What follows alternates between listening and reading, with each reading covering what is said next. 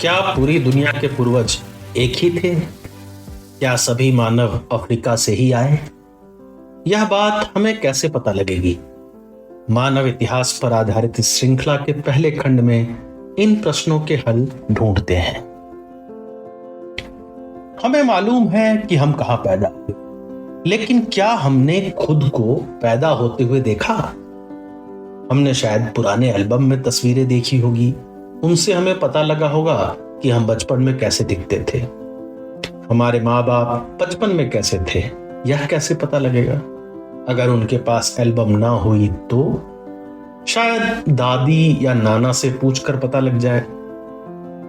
और दादा दादी का बचपन, अब उनके मम्मी पापा तो रहे नहीं, शायद कोई पुरानी डायरी मिल जाए। अगर नहीं मिली तो यह पता करना ही क्यों है? जैसे हम डॉक्टर के पास जाते हैं तो वह पूछते हैं कि कल क्या खाया था, पहले क्या बीमारी हुई थी, पापा या नाना को कोई बीमारी तो नहीं थी।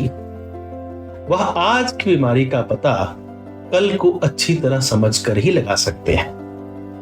मान लीजिए किसी गांव में एक पुरानी चिट्ठी मिली जो 200 साल पहले किसी व्यक्ति ने किसी को लिखी थी। पुराना बांध टूट गया है, अब हर साल यहां बाढ़ आती है, लगता है हमें गांव छोड़कर जाना पड़ेगा। इस चिट्ठी में वह सीक्रेट छुपा है कि गांव के लोग क्यों ऊंची जगह पर जाकर बस गए। शायद पुराना गांव डूब गया होगा। पहले राजा महाराजा जब कोई लड़ाई जीत लेते तो वहां एक खंभा गाड़ देते और उस पर लिख देते कि हमने यह जंग जीत ली। वे सच में जीते थे या हारे थे मालूम नहीं, मगर वह स्तंभ या खंभा तो यही कहता है।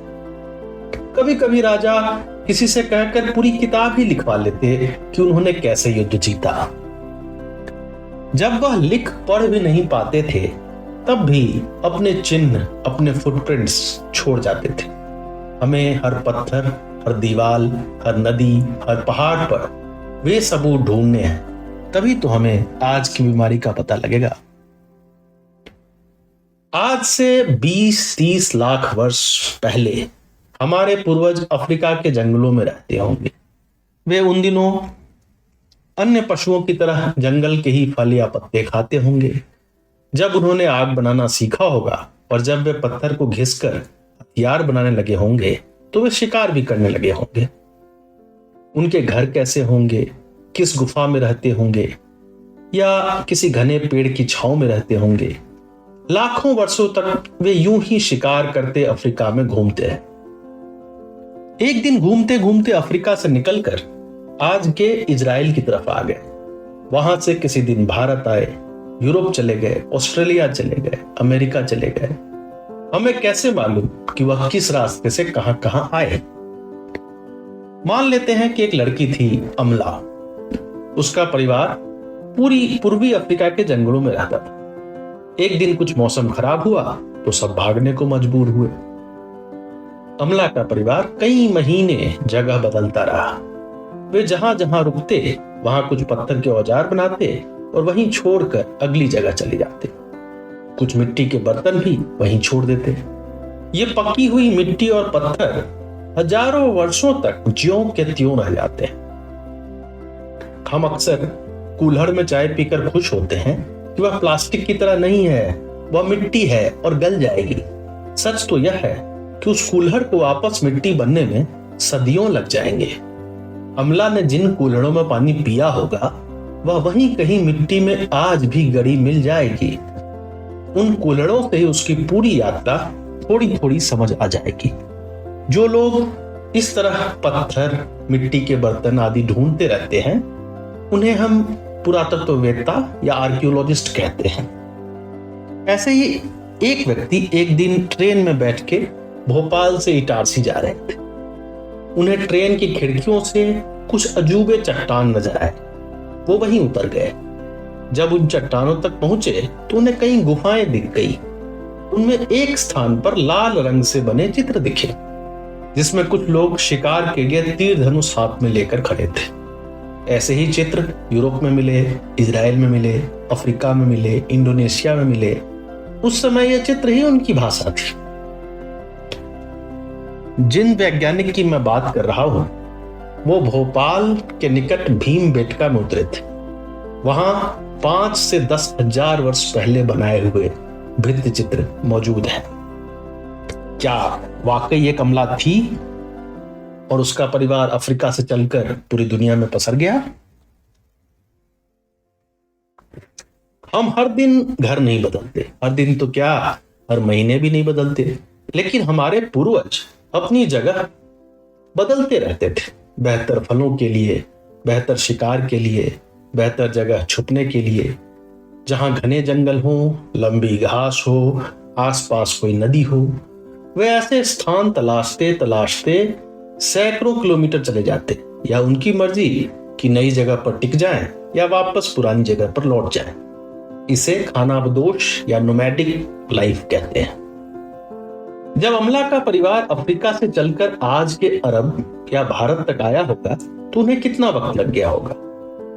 अगर मान लें वो रोज 20-25 किलोमीटर चलते हो तो शायद 1 साल से कुछ अधिक वक्त।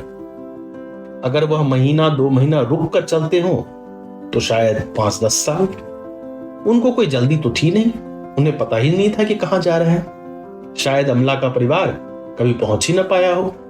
उनके 100 साल बाद कोई दूसरा परिवार अफ्रीका से चलकर आया हो।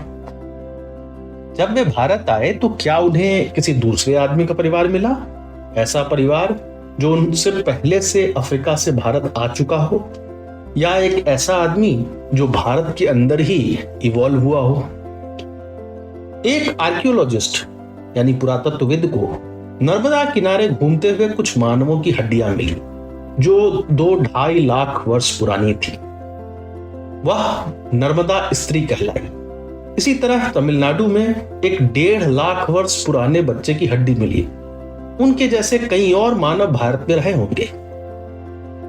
जब अफ्रीका से मानव चलकर आए तो उनको देखकर हाय हेलो हुई होगी, संभव है झगड़े हुए हों, प्यार हुआ हो, बच्चे हुए हों। आज के मनुष्य होमो सैपियंस सैपियंस कहलाते हैं, लेकिन नर्मदा किनारे जो कंकाल मिले वो होमो सैपियंस के नहीं थे। नर्मदा मानव होमो इरेक्टस प्रजाति की हो सकती है, और ऐसी प्रजातियां धीरे धीरे खत्म हो गई। अब सभी सैपियंस हैं, मगर हमारे अंदर किसी नर्मदा स्त्री का अंश मिल सकता है। यह कैसे पता लगेगा कि हमारे अंदर किसका अंश है? उनके द्वारा छोड़े गए पत्थर के औजारों से, मिट्टी के बर्तन से? इस तरह तो ढूंढते ढूंढते हमारी उम्र बीत जाएगी। खुशी मनाइए कि हम ऐसे युग में हैं जब हमारे पास जादू की वो छड़ी है।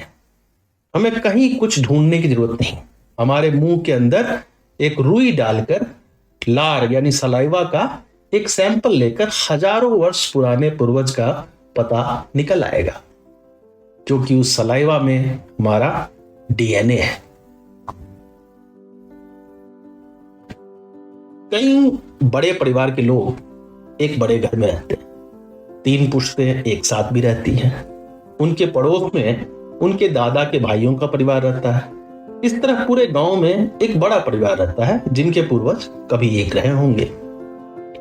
कई स्थानों पर पूर्वजों का पता खास उपनाम से लगता है, जैसे दुनिया भर के माउंटबेटन उपनाम के व्यक्ति आपस में जुड़े हैं। अमेरिका के राष्ट्रपति जो बाइडेन और नागपुर के एंग्लो इंडियन बाइडेन परिवार के पूर्वज एक हैं। भारत में माना जाता है कि एक गोत्र और मूल के लोगों का पूर्वज एक है। लेकिन इस बात को पक्का करना हो तो कौन सी तरकीब लगानी होगी? हम सबका एक डीएनए है जो हमारा हस्ताक्षर है। वह यूनिक है, वह किसी से नहीं मिलता। सगे भाई बहन के डीएनए में भी कम से कम 1 लाख अंतर होते हैं।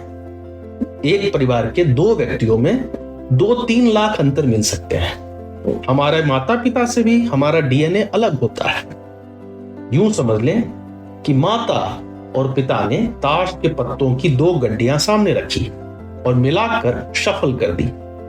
अब जो पुत्र रूप में ताश की गड्डी मिली उसमें पत्ते तो उनके ही हैं, मगर उन्हें भी नहीं मालूम कि कौन सा पत्ता कहां लगा है। फिर कैसे पता किया जाए कि हमारे पूर्वज कौन? दरअसल हर माँ गुप्त रूप से एक जोकर का पत्ता छोड़ जाती है जो सफल नहीं होता।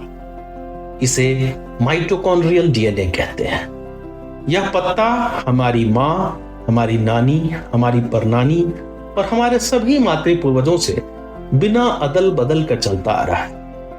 अगर हमारा वह डीएनए किसी युगांडा के व्यक्ति से हूबहू मिल जाए तो इसका अर्थ है कि 1000 वर्ष पहले हम दोनों की मातृ पूर्वज एक थी, हम एक ही परिवार से।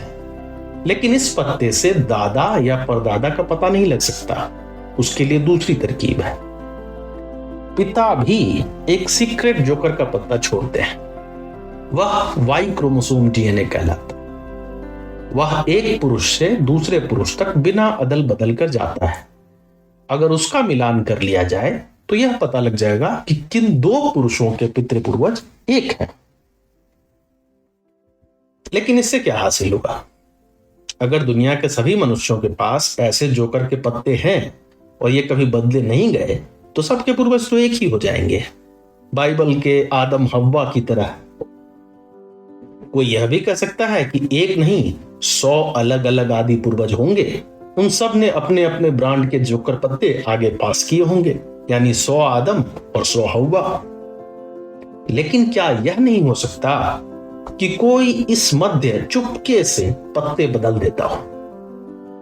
डीएनए में जरा सा निशान लगाने से आने वाली कई पुश्तें बदल सकती हैं। यह उत्परिवर्तन यानी म्यूटेशन कहलाता है। और इसी तरह कई समूह और शाखाएं तैयार होती हैं, एक पुराने बरगद के पेड़ की तरह। जब वैज्ञानिकों ने यह मिलान किया तो वह चौंक गए। अफ्रीका से बाहर पूरी दुनिया में एक ही L3 समूह के मातृ डीएनए मिले और एक ही CT समूह के पितृ डीएनए मिले। यानी अफ्रीका से बाहर के लगभग हर व्यक्ति के आदि पिता और आदि माता एक ही थे।